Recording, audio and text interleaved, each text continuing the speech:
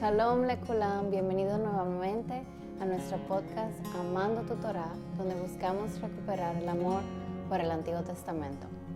Y este episodio que vamos a ver, vamos a aprender qué significa ser santo de forma práctica. Correcto. Estamos aquí, como pueden ver, visitando los estudios de Filos Latino, con los cuales trabajamos juntos en Amando tu Torá. Así que por este episodio estaremos aquí visitando los estudios de Filos Latinos en New York. Y ya en nuestro próximo episodio volveremos otra vez a Israel y nos veremos allá felices en casa, si Dios quiere. Entonces, correcto, en este episodio vamos a estar hablando de algo bien práctico. El concepto de santidad se ha teorizado mucho y solo se enseña como un concepto filosófico y teológico. Prácticamente, santidad es como algo bien teológico solamente. Incluso yo entendemos que una de las razones es por miedo a enseñar la salvación por obras, lo cual se entiende que no es bíblico, pero producto de este miedo, este concepto de santidad siempre se queda muy aéreo en las predicaciones, en las enseñanzas. Entonces, en el día de hoy, aquí vamos a ver qué enseña la Biblia, específicamente Levítico, del capítulo 18 al capítulo 20. ¿Qué significa ser santos? Entonces, eso es lo que vamos a hacer. Vamos a empezar vamos a hacerle dos preguntas al texto. La primera pregunta que le vamos a hacer, que se contesta en el capítulo 18, y esa es la enseñanza central del capítulo, es que contesta esta pregunta. ¿Qué significa ser santo sexualmente hablando? Vemos en el capítulo 18, del 1 al 5, es la introducción de todo este capítulo, básicamente. Vemos en el 18:3 que nos dice: no harán como hacen en la tierra de Egipto, en la cual habitaron. Tampoco harán como lo hacen en la tierra de Canaán, a la cual los llevó. No seguirán sus costumbres, es decir, que la santidad sexual implicaba separarse de las prácticas paganas de las naciones vecinas. Este texto que tú leíste, digo yo, que también tenemos que tenerlo en mente cuando Dios ordena matar a los habitantes de esas naciones, que cuando el pueblo de Israel iba a entrar a la tierra prometida, es este texto. Por todo lo que vamos a leer ahora, todas esas cosas que Dios dice no hagan eso, esa es la práctica común que tenían esas naciones. Y podemos ver que no tendrás relaciones sexuales con nadie que no sea tu esposa, lo vemos en el verso 20-21. Correcto. Bueno, antes de ir a ese verso, permíteme decir algo más antes de ir a ese verso, que es algo que tenemos que tener en mente antes de comenzar a entrar en detalle con respecto a lo que el capítulo 18 enseña, es que hay una palabra ahí, que es la palabra en hebreo ervat, que se interpreta en las traducciones al español como desnudez. ¿Qué es esta palabra?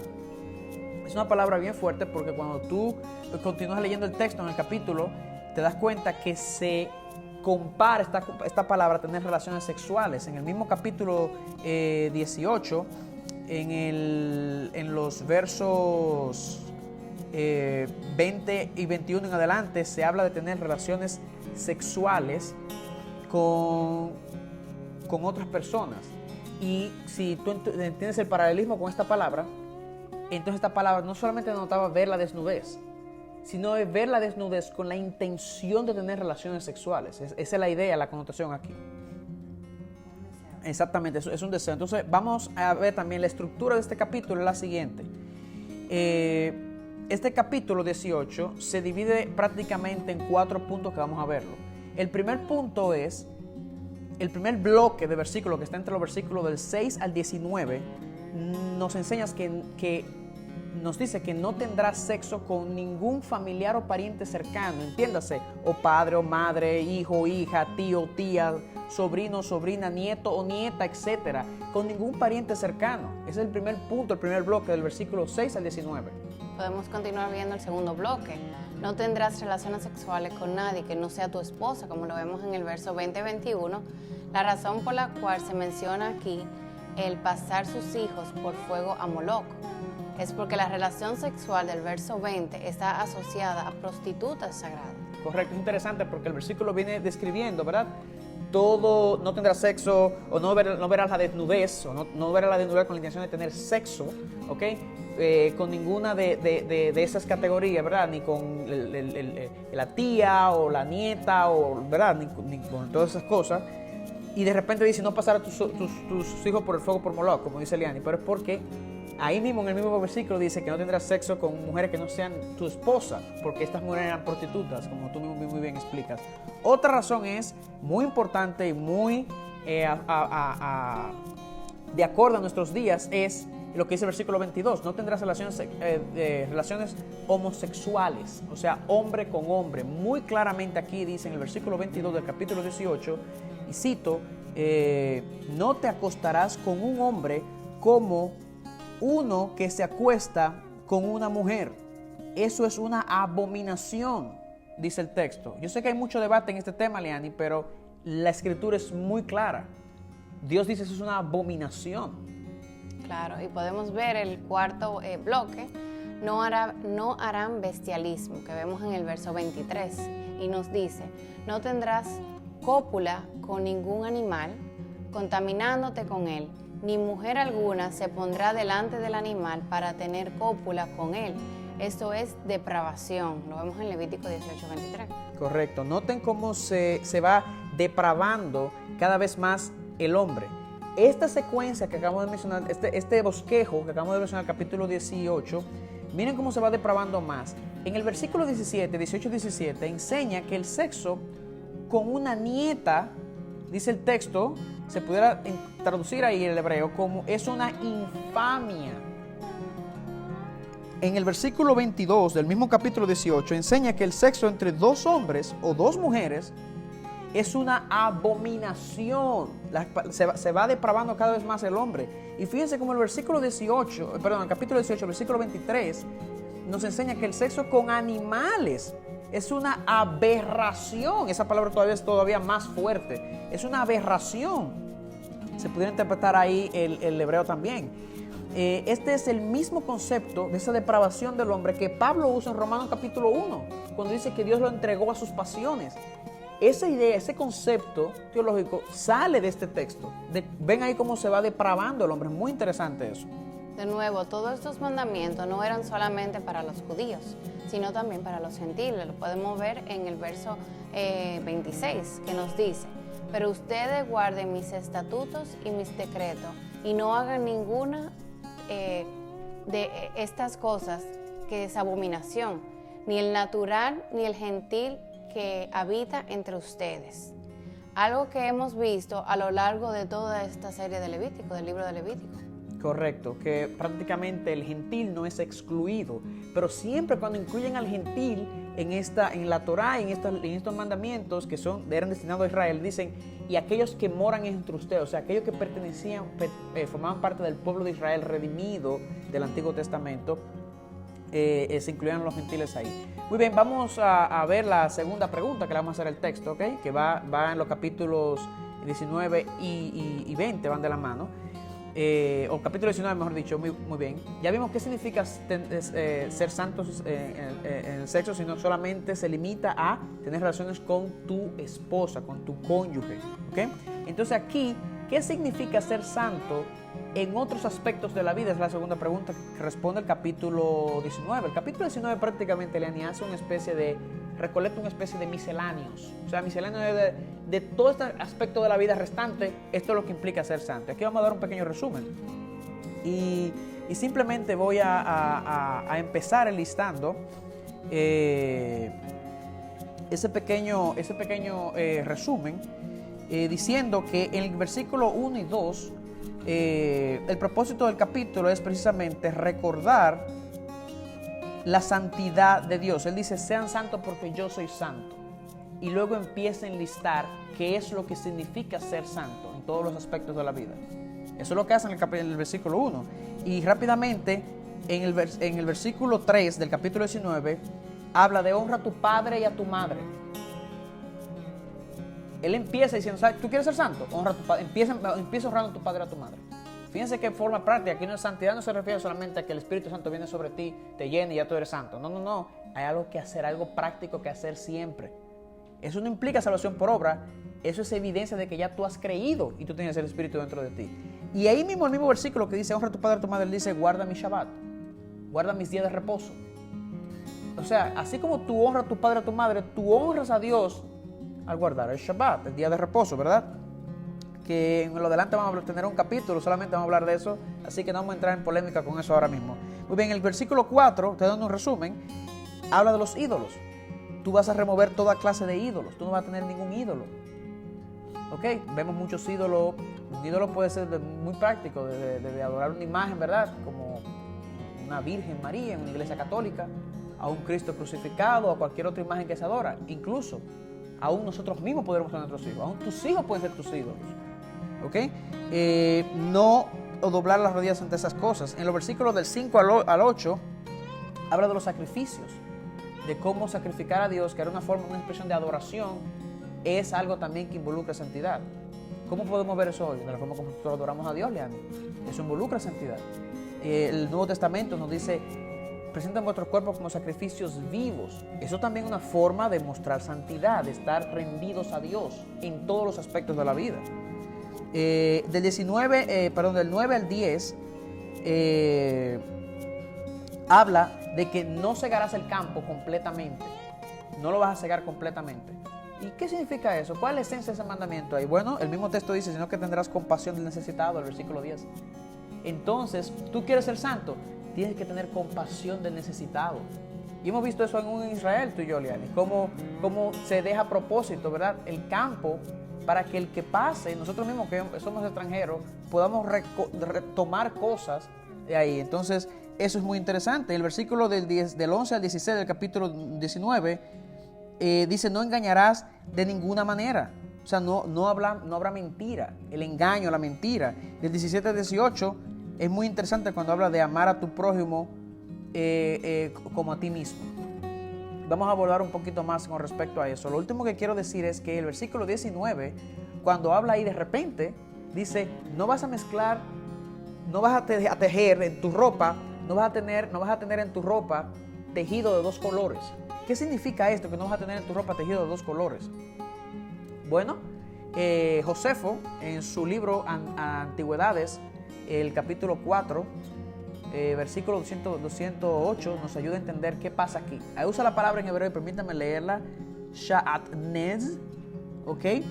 Que dice él, está prohibido porque es un tejido, ¿verdad? Entiéndase la costura, ¿verdad? Lo que se cosía, consagrado, santo, reservado exclusivamente para los sacerdotes y prohibido para los que no son sacerdotes. Para los que no son sacerdotes.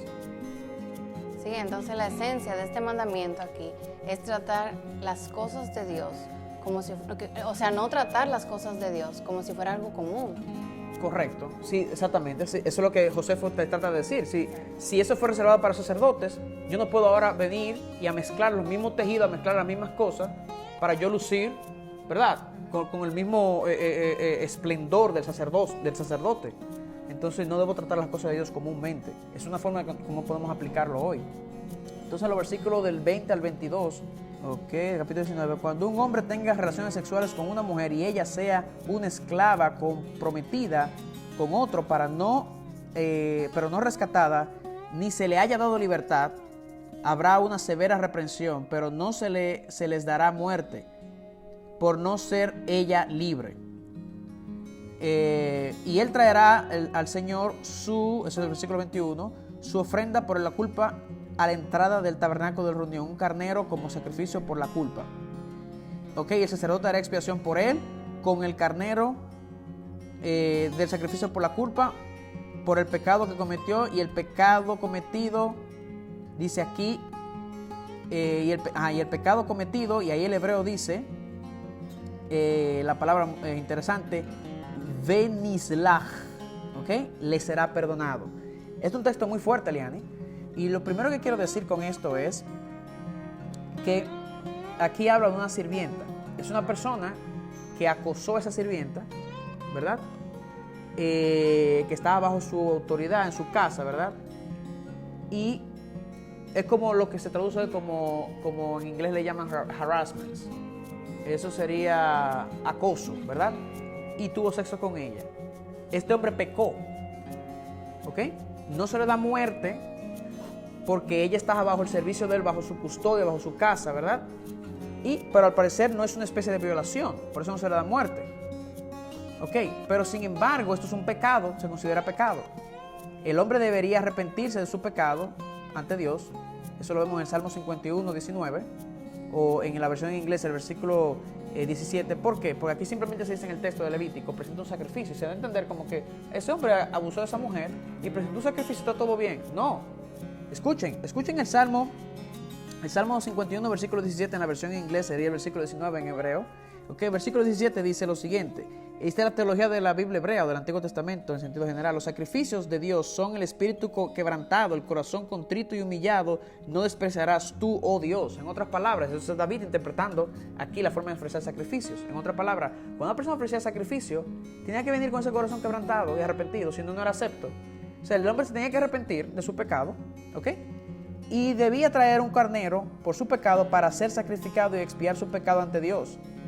Es interesante que el solo hecho de arrepentirse aquí de este hombre no era suficiente, no, él tenía que presentar y derramar sangre, Liana. No era suficiente con solamente arrepentirse. Hoy nuestro arrepentimiento es efectivo porque la sangre de Jesús fue derramada contra la paga de nuestro pecado. Ese es el gran talón de Aquiles del judaísmo sin Yeshua, sin Jesús. Porque no hay sacrificio en el templo y ellos todavía no abrazan al Mesías. Entonces no hay derramamiento de sangre para expiar su pecado. Entonces esto es muy interesante. Aquí note que aquí sí aparece la palabra también que yo leí al final, nislaj, que él dice le será perdonado. En otras palabras, esto era un pecado que requería expiación y arrepentimiento. No es simplemente que yo pequé, presenté un animal y estoy bien y ya con él. No, abusé de ella, presentó un animal. No, él se arrepintió de sus pecados, presentó al animal para derramar sangre, ¿verdad? Entonces luego se prosigue el proceso. Otros misceláneos de qué significa ser santo de forma práctica lo podemos ver en el capítulo 19, 26, que es un rechazo al ocultismo. No comerás sobre la sangre. Lo vemos en Levítico 19, 26a, que nos dice,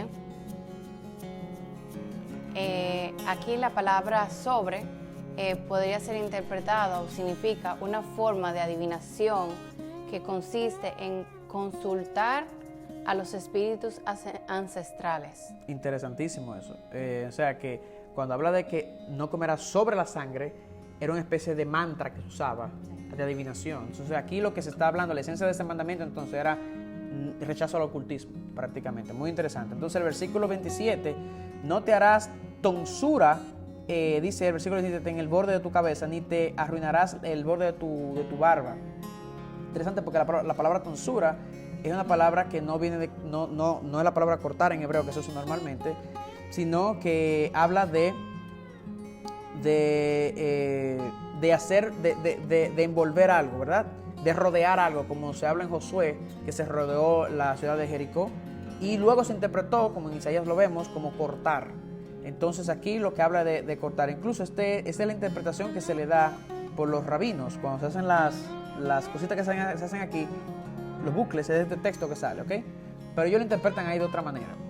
Muy bien, el código de Hammurabi penalizaba a los falsos testigos al arrancar la mitad de sus cabellos de la cabeza.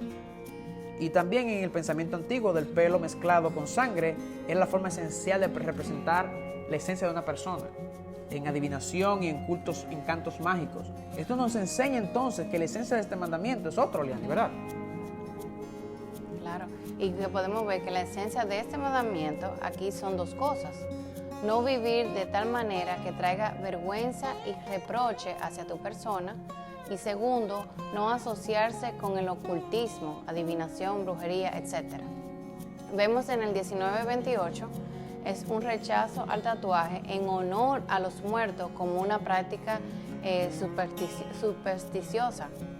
Y también vemos en el 19:30 que vuelve a repetir el mandamiento del Shabbat. Esto nos dice cuán central es este mandamiento para Dios, que vuelve y lo repite. Correcto. Lo dijo en el 19:3 y aquí lo vuelve a decir otra vez. Esto va a que vean lo central que es el mandamiento del Shabbat, que tenemos que hacer un episodio de eso y lo vamos a hacer. Ok, en el 19:32 es un llamado a honrar a las personas de mayor edad y experiencia que nosotros. Esta generación dará muchas cuentas, Liani, al Señor por este mandamiento en particular. Y esto se aplica también, aquí la palabra que usa para ancianos es la misma palabra que se usa para ancianos de la congregación del pueblo de Israel, o sea, los líderes. En otras palabras, podemos asociar fácilmente este versículo, el 32 del capítulo 19, con respeto a los líderes, a los pastores. Aquellos pastores que están por encima de ti, que te pastorean, tú le debes honor y respeto. Si tú quieres ser santo, empieza respetando a tus pastores, a tus líderes. Eso es santidad en acción, ¿ok? Entonces el versículo, cuando estamos cerrando, el versículo, los últimos versículos, 33 al 34, es un llamado al amor hacia el extranjero, el diferente a ti, la minoría, ¿ok? El que nadie quiere unir al grupo. De nuevo, preguntamos, ¿tú quieres ser santo? ¿Tú quieres ser santo, como dice el texto? Ahafta lo kamoja. Ahafta lo kamoja. En otras palabras, ámalo a él como a ti mismo. Tú quieres ser santo, tú tienes que amar a ese reprochado, a ese que nadie quiere aceptar al grupo. A ese tú tienes que amarlo como a ti mismo. Eso es santidad en acción.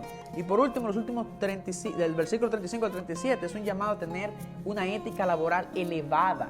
Importante esto. En los tribunales, en los negocios, etc. Todo esto, tú quieres ser santo, tú eres creyente, tu ética laboral tiene que exceder a todos. Eso es, según la Biblia, Leani, eso es el reflejo de que tú eres un hombre santo ante Dios. Interesante esto. Ok, y por último vamos a concluir con las consecuencias de no ser santos en el versículo 20. Ok, que no es más que el capítulo 20 nos enseña que esas consecuencias es una sola, Leani, la muerte. Y literalmente no vamos ni siquiera a tratar los versículos del capítulo 20, porque el capítulo 20 es una repetición del 18 y del 19, enlistando lo mismo que se enseñó allí, pero diciendo: el que haga esto morirá irreversiblemente. El que haga esto morirá irreversiblemente. En otras palabras, es como que te deja sin la solución. Y es ahí donde entra, Liani, el Mesías. Es ahí donde entra: yo necesito ese perdón. Yo necesito a ese Redentor. Y es exactamente ahí donde el libro de Levítico te quiere llevar. No hay expiación por eso. Y por eso es esa esperanza futura, mesiánica, de que necesitamos al Mesías, que el Antiguo Testamento clama y grita. Entonces, esto fue todo por hoy.